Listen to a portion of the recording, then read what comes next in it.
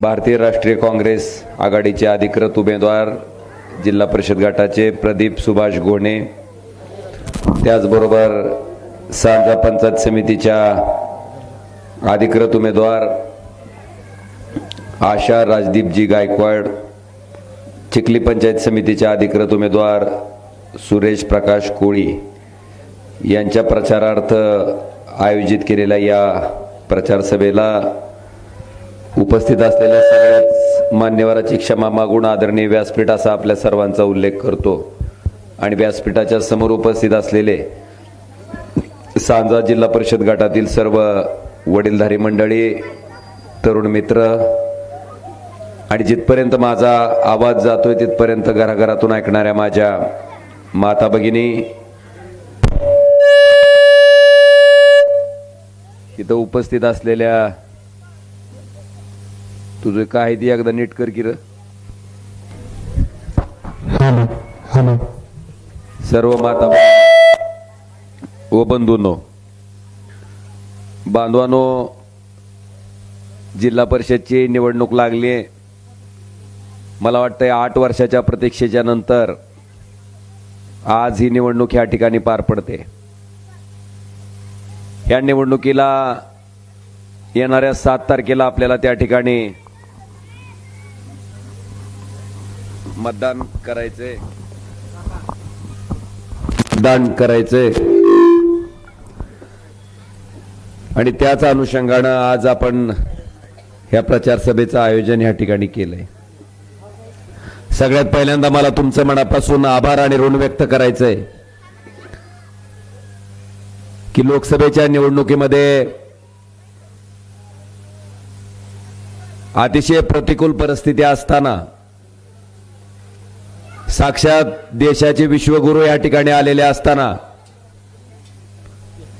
आणि ह्या मतदारसंघामधले 6 पैकी 5 आमदार माझ्या विरोधात असताना सामान्य माणसानं निवडणूक हातात घेतली की काय चमत्कार घडतो हे दाखवायचं काम मला वाटते धाराशिव लोकसभा मतदारसंघानं पूर्ण महाराष्ट्रालाच नव्हे तर पूर्ण देशाला केलं. कारण लोकसभेच्या निवडणुकीमध्ये आपण तब्बल 3,29,846 एवढ्या मताच्या फरकानं मला देशाच्या सर्वोच्च सभागृहात म्हणजेच लोकसभेत बांधून त्या ठिकाणी आपण पाठवलं. महाराष्ट्रामध्ये क्रमांक 2चं हे मताधिक्य आहे. त्याच्यानंतर विधानसभेच्या निवडणुकीमध्ये सुद्धा आपण बघितलं असेल की पूर्ण महाराष्ट्रामध्ये प्रचंड आमच्या लाडक्या बहिणीच्या नादात बरीच वाताहत झाली का नाही? एवढं का टेन्शन मध्ये आल्यावर काय तुमचं काय बॉम्ब पडणार आहे काय 5 मिनिटांत तुमच्यावर? हा, जणू काय आता अणुबॉम्ब पडणार आहे अशा सगळ्या शांत स्तब्ध एवढे हो. हा, तू आहेच नंबर 1, तुझा नंबर काय 2 कसं त्यालाच भाषण करावं लावा म्हणतो इथे मी.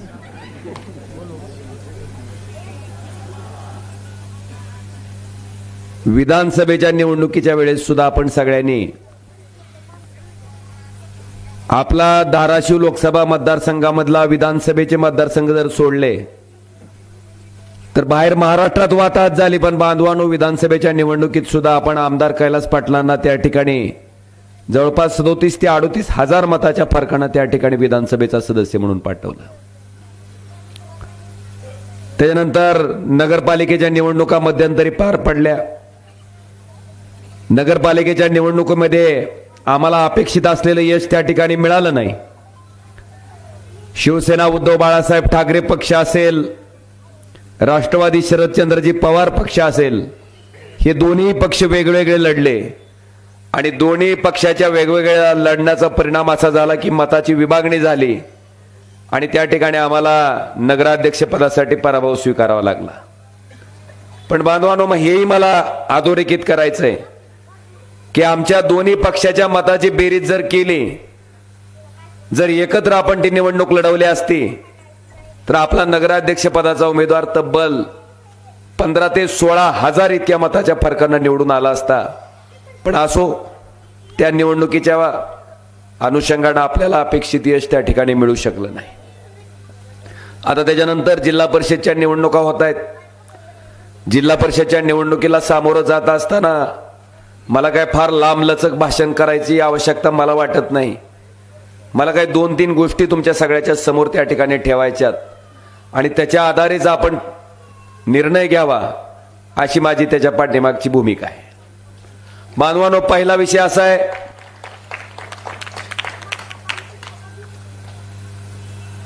आज आमची बाजू आहे. मी असेल, आमदार कैलास पाटील साहेब असतील, नंदुभाई आहेत, आम्ही सगळेजण एकत्रित होऊन त्या ठिकाणी निवडणूक लढवतोय जिल्हा परिषदची. काँग्रेस ही आमच्या बरोबर आहे, कुठं कुठं राष्ट्रवादी काँग्रेस पण आमच्या बरोबर आहे काही मतदारसंघामध्ये.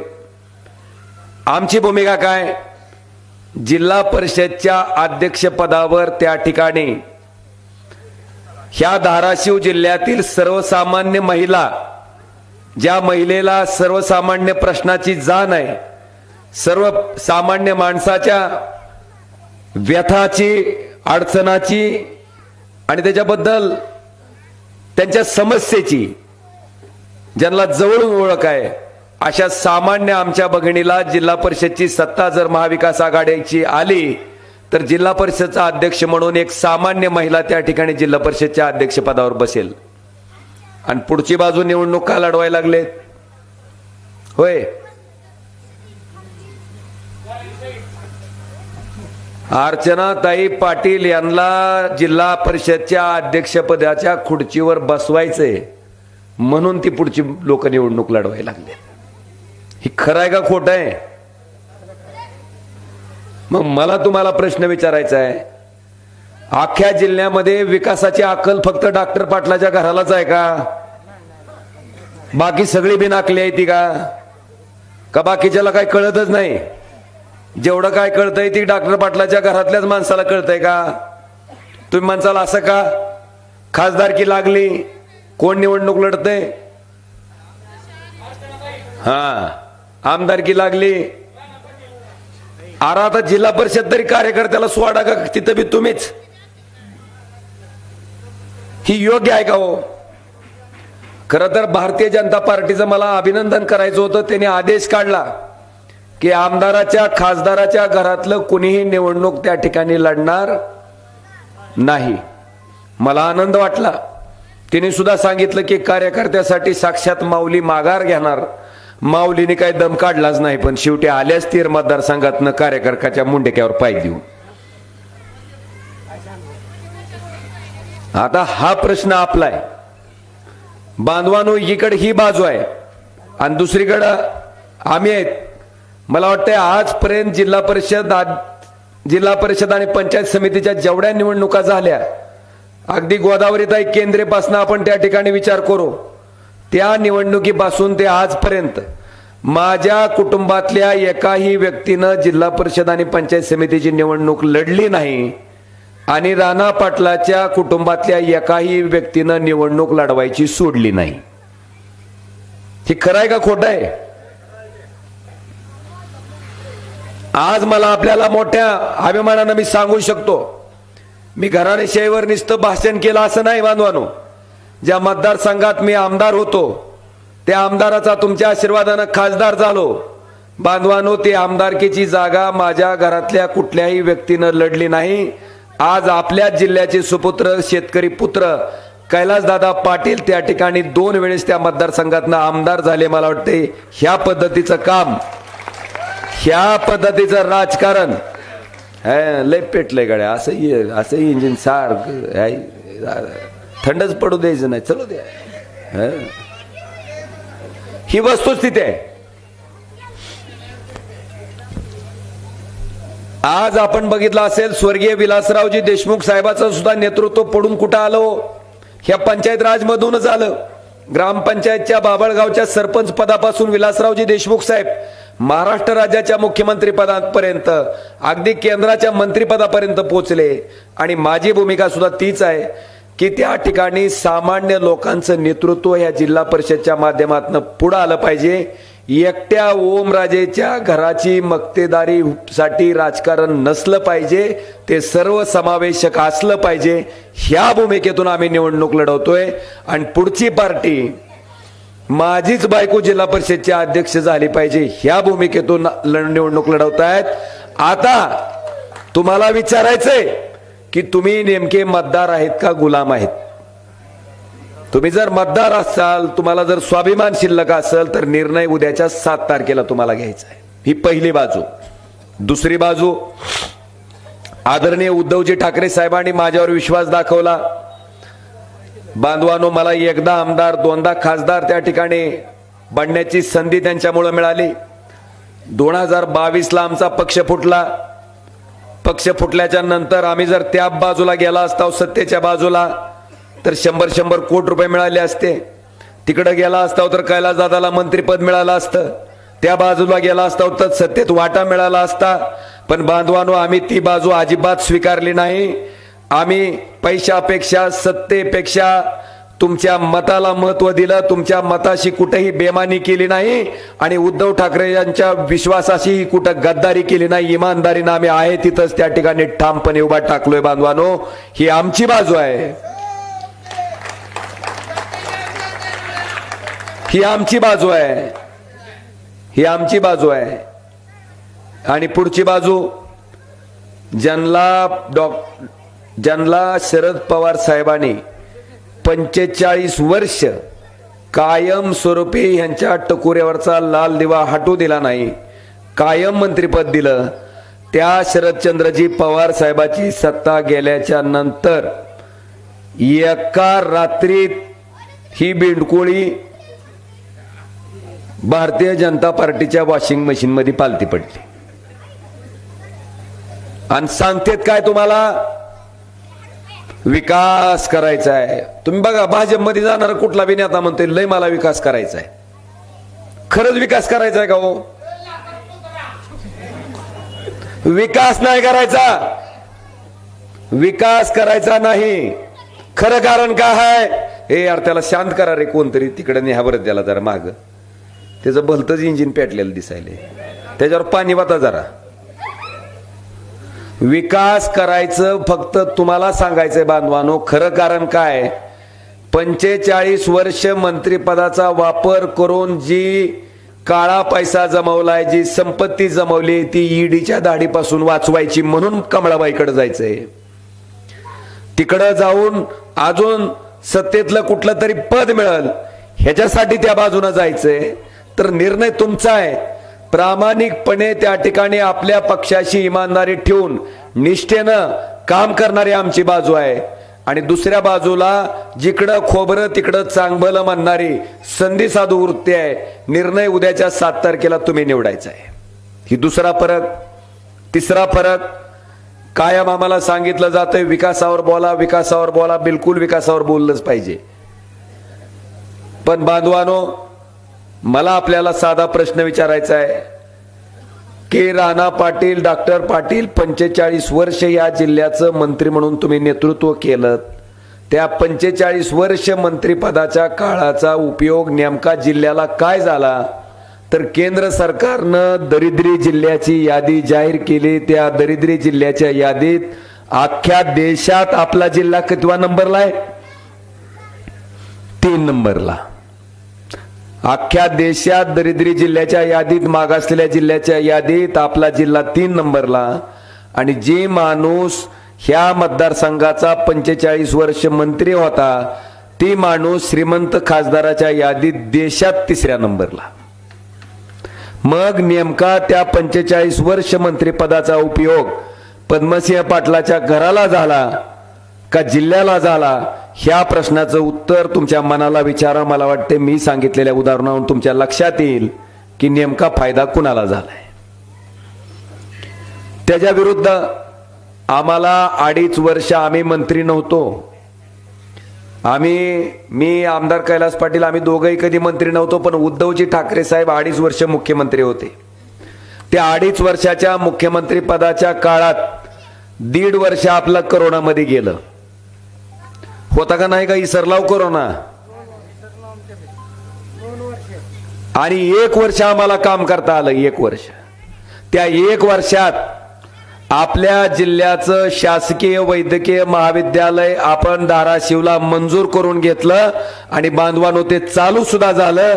मला वाटतंय पुढच्या एखाद्या वर्षात डॉक्टर झालेली पहिली बॅच त्या कॉलेजमधनं आणि हॉस्पिटलमधनं बाहेर पडते आणि ती सुद्धा 100% शासनाच्या मालकीचं. तुम्हाला वाटेल ह्या मेडिकल कॉलेजचा काय उपयोग आहे, पोरं डॉक्टर व्हायले तर आमचा काय फायदा आहे. तुम्हाला डॉक्टरनं जर सांगितलं की तुमच्यावर 2.5 लाख रुपयाची शस्त्रक्रिया करावी लागते हृदयावरची, तुम्हाला डॉक्टरनं सांगितलं की मेंदूची तुमची 5 लाख रुपयाचं ऑपरेशन करावं लागतंय, गरीब माणसाकडे पैसे नसल्यामुळं डोळ्या देखत जवळचा माणूस मेलेला त्याच्या उघड्या डोळ्यानं बघावं लागतंय, कारण पैशाची ऐपत त्या माणसाची नसती. ती बिचार असलेली 1-1.5 एकर जमीन सावकाराकडे गहाण ठेवून स्वतःचा घरचा माणूस वाचवायचा प्रयत्न करतय, पण ती अख्खी जमीन जाऊन प्रपंच संपून सुद्धा स्वतःच्या जीवाचा माणूस, स्वतःच्या रक्ताच्या नात्यातला माणूस, ती माणूस वाचवू शकत नाही. बांधवानो, ह्या साऱ्या माणसावर त्या मेडिकल कॉलेजच्या माध्यमातून मोफत उपचार होतात. त्या माणसाच्या खिशातला रुपया सुद्धा खर्च होत नाही, म्हणून ते शासकीय वैद्यकीय महाविद्यालय महत्वाचं आहे आणि म्हणून ते आम्ही धाराशिव शहरात, धाराशिव जिल्ह्यात मंजूर करून घेतलं आणि चालू केलं. ह्याच्या विरुद्ध मला वाटतं 1983 का 84 एक कॉलेज तवही मंजूर झालं तर बया डॉक्टर पाटलाच्या राणाच्या काळात. कुठं झालं हो? निरूळ. तुम्हाला वाटेल इथल्या तुळजापूरच्या बारूळच्या शेजारी आहे काय की निरूळ? कुठं आहे निरूळ? मुंबई. मला सांगा, ती कॉलेज जर मुंबईच्या ऐवजी धाराशिव मध्ये झालं असतं तर 83-84 पासून किती लोकांचे उपचार झाले असते हो, किती लोकांचे प्रपंच वाचले असते. हिथूनच 4 माणसं उचलून नेती ती मुंबईला, त्याला नीट करून आणती ती आणि त्याचं पुन्हा ईडीओवर बाईट घेते ती, कसं काय नीट केलं का नाही तुला, कशानं हाणावर तुला. ती कॉलेज जर इथं केलं असतं तर त्याचा फायदा झाला असता का नसता, पण केलं कुठं? मुंबईत. बर, त्या मुंबईतल्या कॉलेजची मालकी सुद्धा शासनाची नाही, ती कॉलेज आहे तेरणा पब्लिक चॅरिटेबल ट्रस्टचं, म्हणजे तेरणा कारखान्याच्या सभासदाच्या आणलेल्या तेरणा पब्लिक चॅरिटेबल ट्रस्टचं. आता तिथं मरुस्तोर अध्यक्ष कोण आहे? डॉक्टर पाटील. मरुस्तोर सदस्य राणा पाटील. मरुस्तोर सदस्य अर्चना पाटील. मरुस्तोर सदस्य मल्लू पाटील. म्हणजे सगळं घरातलंच आणि त्याच्या मालकीचं ही कॉलेज. बरं, माझं तुमच्या माध्यमातनं राणा पाटलाला जाहीर आव्हान आहे की त्या कॉलेजमधून धाराशिव जिल्ह्यातलं एक तरी शेतकऱ्याचं लेकरू, एक तरी गरिबाचं लेकरू तुम्ही फुकट डॉक्टर केलेलं आम्हाला सगळ्याला दाखवा आणि मगच जिल्हा परिषदला मत मागा, असं माझं जाहीर आव्हान आहे त्यांना. एक दाखवा, एक सुद्धा नाही, एक नाही, अख्ख्या जिल्ह्यात नाही. का? एक MBBS ऍडमिशन करायला 1.5 कोटी रुपये मिळते. 1.5 कोटी. 1.5 कोटी म्हणजे 150 लाख. असे 60 ऍडमिशन वर्षाला होते. 60 दीड 90 कोटी. कुठल्याही कारखान्याला ऊस घालायचा नाही, कुठल्या बी आडतीला सोयाबीन घालायचं नाही, कांद्याचं रोप लावायचं नाही, कांद्याचा भाव पडलाय म्हणून ताण नाही, सोयाबीन 11,000चं 3,000ला इकलंय म्हणून ताण नाही. आयतं 90 कोटी रुपये खिशात येतात. 5 वर्षाचं 90 कोटीच्या हिशानं 450 कोटी रुपये गोळा करायचं. अशी निवडणूक लागली की तीच पैसा आणायचं ना आपल्याला वाटायचं आणि त्याच्यावरच आपण घुमायचं. ह्या पद्धतीचं राजकारण ह्या जिल्ह्यात केलं गेलंय. आता ह्या माणसाला तुम्हाला त्या ठिकाणी योग्य पद्धतीचं उत्तर उद्याच्या जिल्हा परिषदच्या माध्यमातून देणं क्रमप्राप्त आहे आणि ते तुम्ही द्यावं अशी माझी तुमच्या सगळ्याच्या समोर प्रामाणिक अपेक्षा आहे. बांधवानो, शासकीय वैद्यकीय महाविद्यालय आपण महाविकास आघाडीच्या सरकारच्या काळात केलं. आपल्याला सगळ्याला माहित असेल, कृष्णा मराठवाडा सिंचन प्रकल्पाचा प्राधान्यक्रम सुद्धा तुळजापूरच्या पाठीमागे देवीच्या मंदिराच्या मागे जे रामदारा तलाव आहे त्या तलावापर्यंतचा प्राधान्यक्रम आपण त्या ठिकाणी जयंत पाटील साहेबाच्या सहीनं त्या ठिकाणी त्याचा प्राधान्यक्रम बदललाय.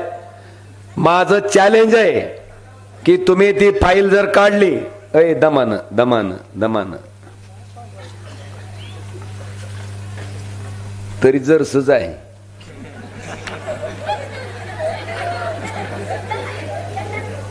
गावरान असतं तर उड्या हानी धिंडलं असतं इकडे. पुन्हा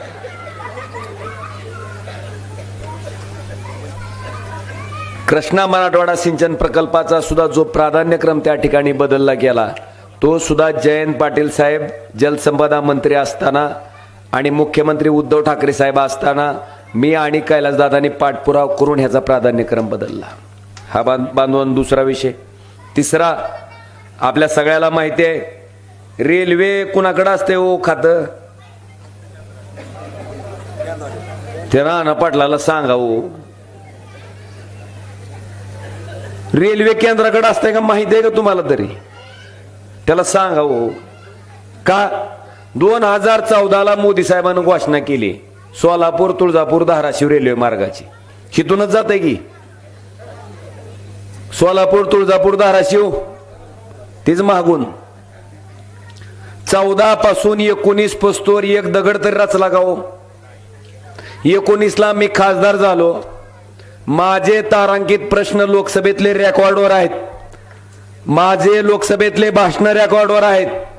माझा रेल्वे मंत्र्याबरोबरचा पत्रव्यवहार रेकॉर्डवर आहे. मी त्याचा पाठपुरावा करून ते काम चालू केलं आणि मार्च 2027ला तुळजापूर पासून धाराशिव पर्यंतच्या रेल्वे मार्गाचं इंजिन ट्रायल त्या ठिकाणी होत आहे. बांधवानो, हे काम तुमचा खासदार ओमराजे निंबाळकरनं केलंय. आता काम करून आम्ही दमला, नारळ फोडून ती दमायलंय. लगेच पोतड तयारच आहे. जात की उगं कामावून फिरून येतं की कुचा हाणते. तुझं जे आहे ती घे की बाबा. तुझं का तुझं ती बी तुझं, माझं ती बी तुझंच. बांधवानो, हे मी केले. मी खासदार झाल्याच्या नंतर आलिमको नावाची एक संस्था आहे केंद्र सरकारची, 1976ला स्थापन झाली. 2019 पस्तोर खासदार होते का नव्हते या जिल्ह्याला? पण एकाही खासदारानं ही योजना राबवली नाही. कुठली योजना ही? ज्या अपंग माणसाला पाय नाही त्याला कृत्रिम पाय, ज्या अपंग माणसाला हात नाही त्याला कृत्रिम हात, ज्याला ऐकू येत नाही त्याला कानानं ऐकू यायची मशीन, ज्याला दिसत नाही त्याला स्मार्टफोन, स्मार्ट स्टिक, ज्याला चालता येत नाही त्याला इलेक्ट्रिक सायकल 3 चाकी, ज्याचा हात चांगला आहे त्याला पेंडल मारायची सायकल. अशा पद्धतीचं साहित्य ह्या आलिमको नावाच्या संस्थेकडनं दिलं जात आहे. बांधवानो, मी पहिला खासदार आहे ज्यानं ही योजना या ठिकाणी राबवली आणि 7 कोटी रुपयाचं साहित्य आपल्या जिल्ह्यातल्या अपंग बांधवाला 1 पैसाही खर्च न करता त्या ठिकाणी दिलं. तुम्हाला वाटेल ही दादा कवा नाही ते असं का सांगायले? कारण आम्हाला ज्या कंटा आम्ही रोज निवडून आले म्हणायला लागली ती म्हणून ही सांगायची पाळी आली. बाबांनो, ती बी महत्वाचं आहे, ती बी चूक नाही, ती बी केलंय मी. तुमच्या सगळ्याला माहित असेल ऑनलाईन जंगली रमी ॲप कोण कोण खेळलंय खरं सांगा बरं. तेव्हा का ही असा तूच पहिला गडी भेटला गाड्या मला सांगणार ॲट रे पटिशा मी खेळलो जंगली रमी पे आओ ना महाराज, कितना गया पैसा महाराज? हाँ हाँ हर गडी ह्यानं सांगितलंय म्हणून एक सांगायले. लय हाय ती असली, लय हाय ती. खरं आहे का नाही? प्रचंड माणसं आहे ती. लय अरे कंबरड मोडलं ग्रामीण भागाचं. बांधवानो, विनोदाचा भाग सोडा, पण जी भगिनी रोज कष्ट करून दिवसाचा रोजगार कमवती, ज्याचा हातावरचं पोट आहे, त्याच्या घरातल्या नवऱ्यानं जर 50-50 हजार रुपये हरले तर कसा प्रपंच चालणार आहे त्याचा? मी इथलं कावलदारा बावीचं उदाहरण सांगतोय. त्या JCBच्या एका ड्रायव्हरनं या जंगली रमीमध्ये इतकं पैसे हरले, घरातली 1-1.5 एकर जमीन होती ती विकून सुद्धा सावकाराचं देणं सरना. शेवटी त्या माणसानं स्वतःच्या गरोदर पत्नीला विष देऊन मारलं, स्वतःच्या 3 वर्षाच्या लेकराला विष देऊन मारलं आणि ह्यानं स्वतः गळफास देऊन आत्महत्या केली. अख्खं कुटुंब संपलं त्या जंगली रमीच्या नादात. हीच विषय मी उचलला लोकसभेत मांडला. मी स्वतः अश्विनी वैष्णव जे माहिती आणि तंत्रज्ञान मंत्री आहेत त्यांना भेटलो. त्यांना म्हणलं साहेब ही एक उदाहरण आहे फक्त समोर आलेलं. असे कित्येक प्रपंच ग्रामीण भागातले संपलेत, बेचिराग झालेत. काही करा पण संसदेत कायदा आणा आणि ह्या असल्या ऑनलाईन गेमिंग ऍपवर बंदी आणा. बांधवानो, त्याच अधिवेशनात कायदा आला, मंजूर झाला, राष्ट्रपतीची सही झाली आणि जंगली रमी ऍप त्या ठिकाणी बंद झालं. हे काम तुमचा खासदार ओमराजे निंबाळकरच आहे. त्या माऊल्या मला आशीर्वाद देतील का नाही? हे काम आहे माझं.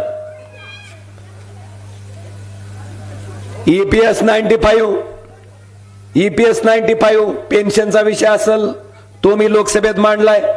पल्स इंडिया, सहारा इंडियामध्ये अनेक लोकांचे पैसे त्या ठिकाणी अडकलेत. ते पैसे त्या कंपनीची प्रॉपर्टी विकून तातडीनं त्या गोरगरीब लोकांच्या ठेवी परत द्या. हा विषय मी त्या ठिकाणी लोकसभेत मांडलाय. तुमच्या शेतकऱ्याचे प्रश्न असतील, शेतकऱ्याची निश्चिती झाली का नाही ती सांगा आधी. होय शेतकरी, तुम्ही माणसाला असं का म्हणायला? 11,000 क्विंटलचं सोयाबीन कितक्याला गेला होता? हा, पण 3200 3400 ऐकलंय की. बरं झालं लावलेला कळाला.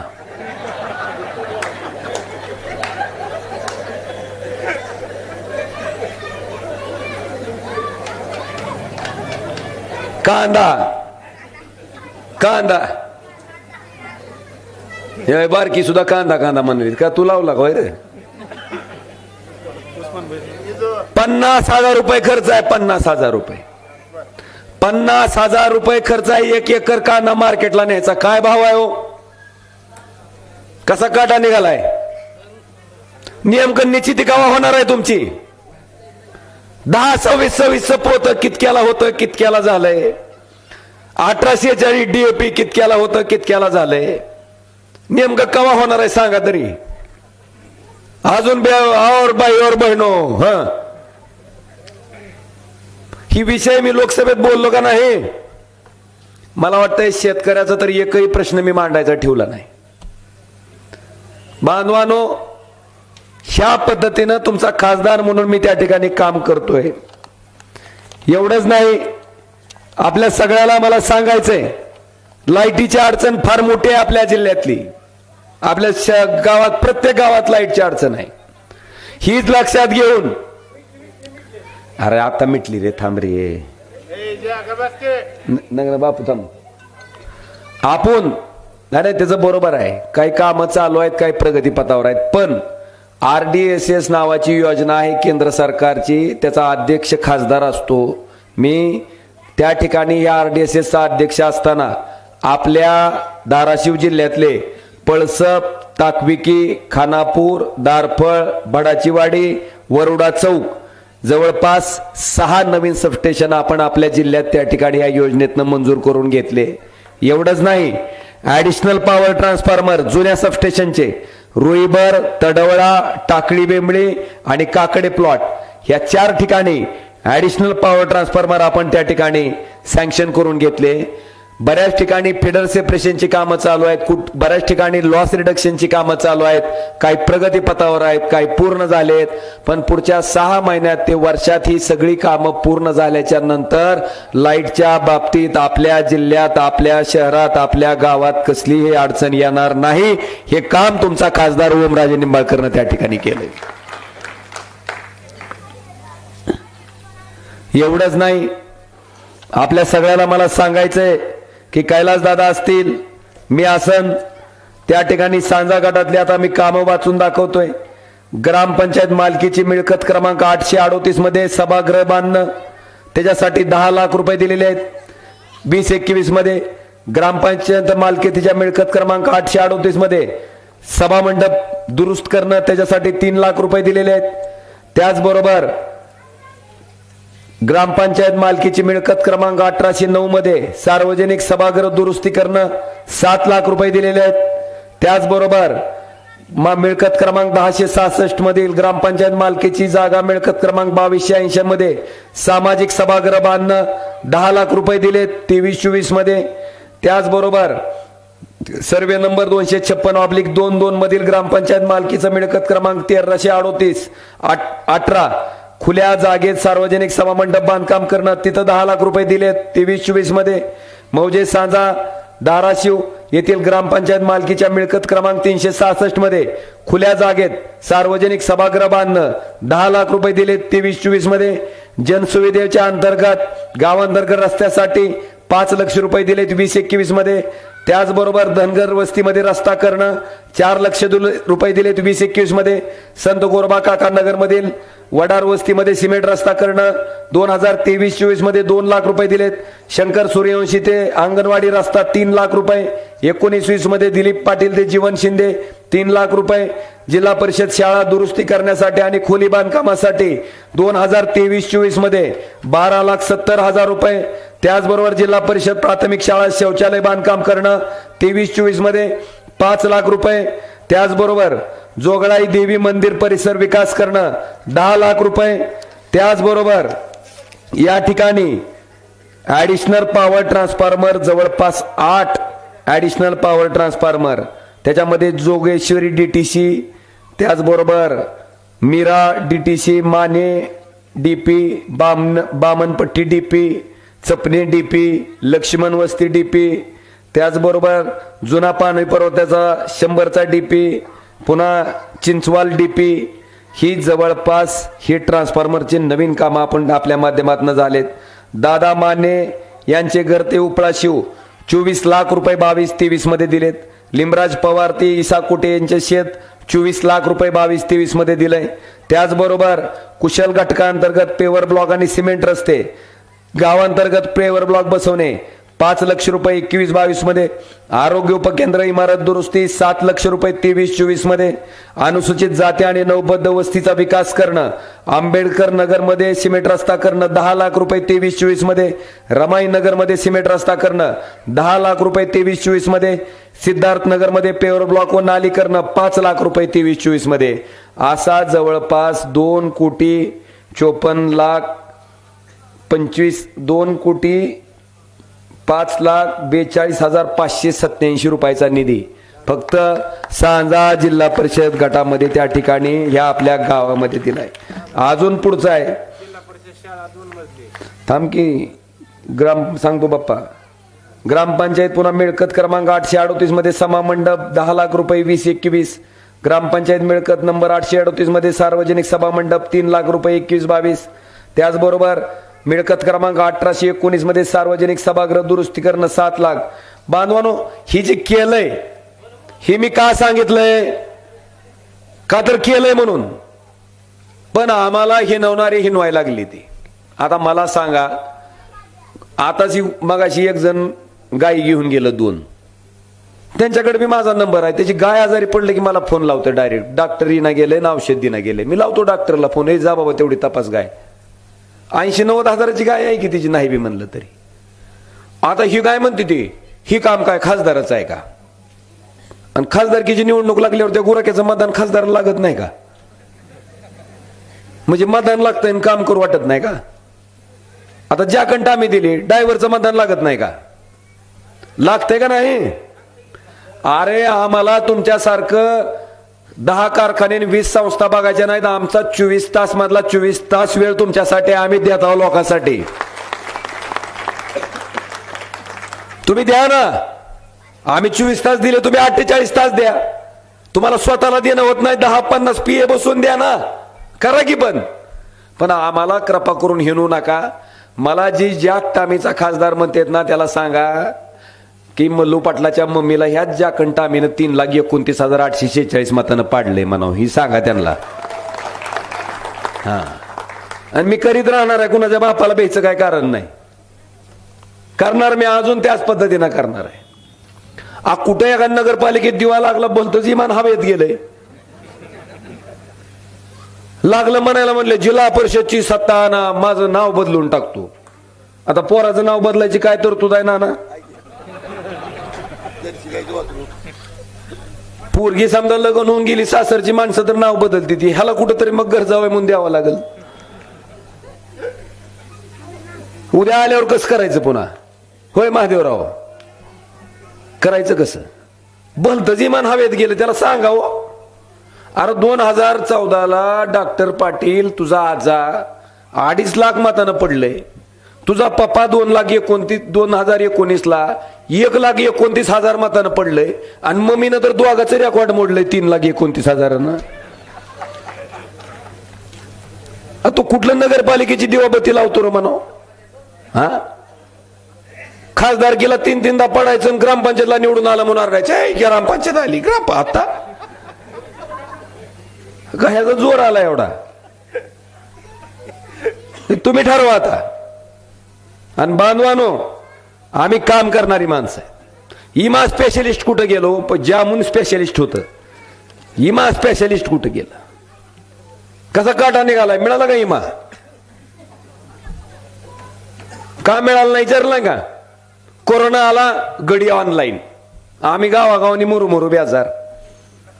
पाऊस पडला, गडी ऑनलाईन, आम्ही गावगाव जाऊ बेजार. मिळालं की माझं, नाही मिळाले की त्याच्यामुळे मिळालं नाही. आहार गडी इमा का मिळालं नाही विचारलं का? सांगतो.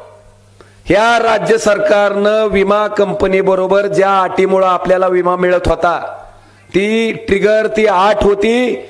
65 MM पुढे पाऊस झाला की आपल्या शेतकऱ्याला आपल्या शेतातल्या पिकाचे फोटो कंपनीला जिओ टॅग टाकायचे आणि कंपनीने येऊन पंचनामा करून आपल्याला विमा द्यायचा. ह्या एका मुद्द्यावर ह्या एका अटीवर आपल्या जिल्ह्यातला 2014 पासून 2025 पर्यंत जर 100 रुपये विमा मिळाला असेल तर त्या 100रातला 99 रुपये 30 पैसे विमा फक्त ह्या एका अटीवर आणि एका शर्तीवर मिळालाय. सरकार किती दलिंदर आहे बघा. ज्याच्यावर 100रातला 99 रुपये 30 पैसे मिळालाय ती अट काढून टाकली आणि ठेवली कोणची? ज्याच्यात 100रातला 70 पैसे मिळालाय ती म्हणजे पीक कापणी प्रयोग. पीक कापणी प्रयोगावर फक्त 100रातला 70 पैसे विमा मिळालाय. बांधवानो, त्या स्पेशलिस्टला विचारा की जखमारा त्या सरकारला विचार की कशामुळे काढली आठ. ही आठ काढल्यामुळे आज आपल्याला कोट्यावधी रुपयाच्या विम्यापासून वंचित राहावं लागतंय. हे विचारायचं का नाही? नुसतं मोठंच बोलायचं. ती बघितलं असेल तुम्ही, इथं सुतमीर आहे का नाही? हा आपला शॉट आहे ना, शॉट हा इथं शॉट. कुठं पालतं पडलं ती? मला ह्या बापल्या कदा चालू असलेला उद्योग दाखवा. व्हिडिओ कॉन बघा, सुतमिल बघा, ती शिंगोलीचा कारखाना बघा. मला दावा तरी यांचं चालू असलेलं कोणचं आहे ती. आणि गमत असे आहे, एक घोषणा केली की ह्याच्या पुढे जाऊन अजून मोठी घोषणा करते. करणं शून्य. इतकी नालायक माणसं. नेमकं तुम्हाला काय त्यांच्यात नवल वाटतंय की मला माहित नाही, मला कळालं नाही अजून. खरंच काम करणारे असतील, खरंच त्यांना दृष्टिकोन असेल कामाचा विकासाचा, मान्य केलं असतं की आम्ही एवढे उदाहरणं दिलेत. बांधवानो, ह्याचा विचार आता तुम्ही करायचा आहे. आमच्याकडे उभा टाकलेले सगळे उमेदवार, सुरेशराव वजन कमी करा, आता लय पळायचंय. थोडं एक काम करा, पिंटूला तुमचं वजन द्या थोडं, म्हणजे त्याच्या अंगात जरा रग येईल. ती लय गेलंय वाळून. आता तर निवडणूक म्हटल्यावर काय ठेवती ती का नाही मास त्याच्या अंगाला, काय मला काय खरं वाटत नाही. पण तुमच्या सगळ्याकडनं एवढंच अपेक्षित आहे की मी असेल, कैलासदादा असतील, नंदुबाई असतील, आम्ही जसं 24 तास जनतेसाठी उपलब्ध आहेत. तुमच्याकडून असं काम पाहिजे ताई, सगळे असं काम पाहिजे की पुढच्या 5 वर्षात पुन्हा तुमच्या विरोधात उभारायची कुणी हिंमत केली नाही पाहिजे. अशा पद्धतीचं काम तुमचं पाहिजे मला. ह्या पद्धतीचं काम पाहिजे आणि निश्चितपणे तुम्ही ते करणार आहेत, मला खात्री आहे त्याच्याबद्दल. आणि बांधवानो, माझी बायको मला भाकर घालून आणि माझी 2 लेकरं सांभाळून खुश आहे. फक्त खुर्चीत बसायचे राणा पाटलाच्या बायकोला. त्यांचा आत्मा शांत होत नाही त्या खुर्चीत बसल्याशिवाय. तुम्हाला ठरवायचंय की सामान्य महिला बसवायची, काही परंपरा करत आपल्याला ज्यांनी देशोधडीला लावलं. आपल्या गावातलं प्रत्येक पोरग आज मुंबई पुण्यात बोंबलत फिरतंय. प्रत्येक पुण्यात पोरग, प्रत्येक घरातलं इतकं वाटोळं करून जर आपल्याला अजून त्यांचंच उदं करायचं असेल तर तुम्ही ठरवा. माझी विनंती आहे की ह्या सगळ्या बाबी मी अतिशय सखोल पद्धतीनं तुमच्या समोर ठेवल्या. मशनीला एक नावं ठेवू नका. मशनीवर लय तडाखा असतंय. मधान नाही पडलं की मशनीतच गोळ झाला. मशनीत काय गोळबीळ होत नाही. सकाळी मशीन आली की 5-50 मतं तुम्हाला टाकून दावती ती मापून बी दावती ती. ज्याचं दाबलंय त्यालाच गेलंय का, तिथं खात्री पडते की बटन दाबलंय त्यालाच मतदान गेलंय. पुन्हा मशीन रिसेट करते ती. रिसेट करून पुन्हा मतदानाला ठेवते ती. सकाळी जाऊन बघायचं. ज्याला ज्याला गैरविश्वास वाटतं त्यानं बघायचं. आणि ही सगळं झाल्याच्या नंतर संध्याकाळच्या टायमाला मशीन पॅक करताना सुद्धा त्याच्यावरचा सिरियल नंबर आपल्या 7C फॉर्मवर लिहून घ्यायचा.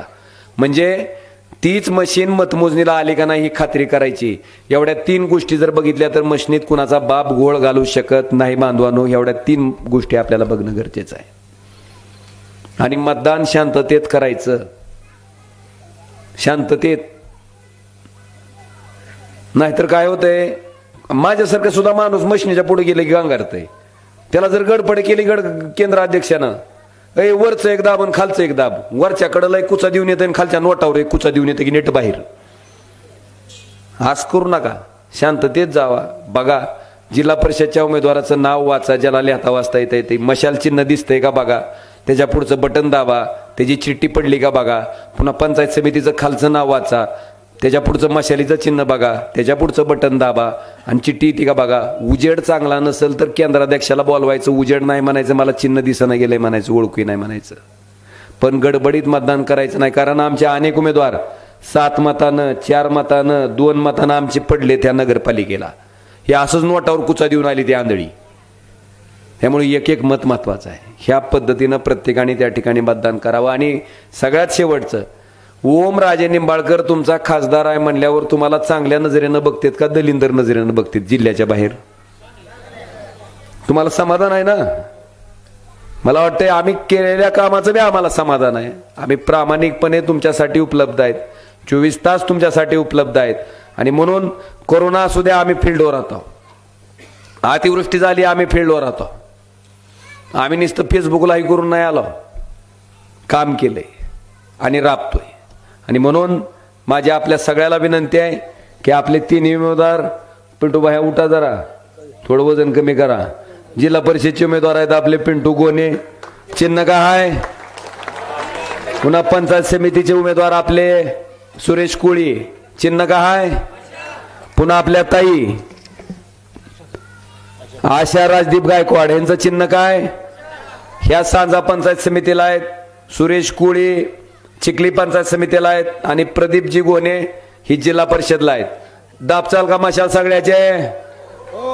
नाहीतर उद्या अंगठी वाटली की झालं बोंबलला आमचं तिसरीकडेच गेलं म्हणायचं. आणि या 3 उमेदवाराचं जे बटन आहे ती कितव्या नंबरला आहे तरी सुद्धा नीट बघून दाबा. एक म्हणलं की वरचं कुठला तरी दणका देऊन या चाल. पुन्हा नीट बघून वाचून चिन्ह बघूनच मतदान करा एवढं आवाहन करतो. आणि ते आपण करावं अशी विनंती करतो. एक सांगायचं राहिले मला, जिल्हा परिषद मला कशासाठी पाहिजे हो. आपल्या जिल्हा परिषदच्या 500 वर्ग खोल्याची आवश्यकता आहे जिल्ह्यात. किती? 500. तर आपल्या ताब्यात जिल्हा परिषद आल्यावर 500 वर्ग खोल्या आपण त्या ठिकाणी करणार आहेत. किती? 500 वर्ग खोल्या. दुसरं, जिल्हा परिषद मध्ये सेमी इंग्रजीचं शिक्षण चालू होतं, ती बंद झालंय. जिल्हा परिषदचे अध्यक्ष खुर्चीत बसल्या बसल्या आपण सेमी इंग्रजीची शाळा पहिल्यासारखी पुन्हा सगळ्या जिल्हा परिषदच्या शाळेत चालू करणार आहेत. ह्याच्यासाठी आपल्याला जिल्हा परिषदची सत्ता पाहिजे. बांधवानो, एवढंच नाही, शेतकऱ्यासाठी विमा योजना आहे, पण शेतमजुरासाठी आणि असंघटित कामगाराला विमा योजना नाही. अपघात झाल्यावर जिल्हा परिषदच्या माध्यमातून बाई उद्धवराव दादांच्या नावानं आपण अपघात विमा योजना आणणार आहेत, ज्याच्यात शेतमजुराला आणि असंघटित कामगाराला सुद्धा जर अपघात झाला तर त्याला सुद्धा त्या ठिकाणी आर्थिक सहाय्य मिळेल. ही योजना आपल्याला जिल्हा परिषदच्या माध्यमातून लाभवायची. ह्याच्यासाठी जिल्हा परिषदचं अध्यक्षपद त्या ठिकाणी आणि सत्ता आपल्याला महत्वाची आहे. अनेक विषय आहेत. तेव्हा ती सूत मिलाय का? तेव्हा हा बॉम्बे रेऑन शॉर्ट जाऊ दे. सगळ्याला माहिती टाक बंद करून ती जाऊ दे. सगळं पाठ आहे. फक्त आता आमच्याकडे काय कमी आहे, दामुजीराव नाही बाबांनो, काम आहे, दामुजीराव नाही. तुम्ही कामाची अपेक्षा ठेवा, आम्ही कामासाठी तुम्हाला कधीच नाही म्हणणार नाही, तुमच्यासाठी उपलब्ध राहू. पण पैशाच्या बाबतीत आम्ही कमी आहेत, कामाच्या बाबतीत आम्ही सगळ्यात पुढे आहेत. मला वाटतंय जशा पद्धतीने तुम्ही लोकसभेला विधानसभेला आमच्या कामावर विश्वास ठेवून आमच्या पार्टीला पाठिंबा दिला, त्याच पद्धतीनं जिल्हा परिषदला सुद्धा आपण पाठिंबा द्याव्या.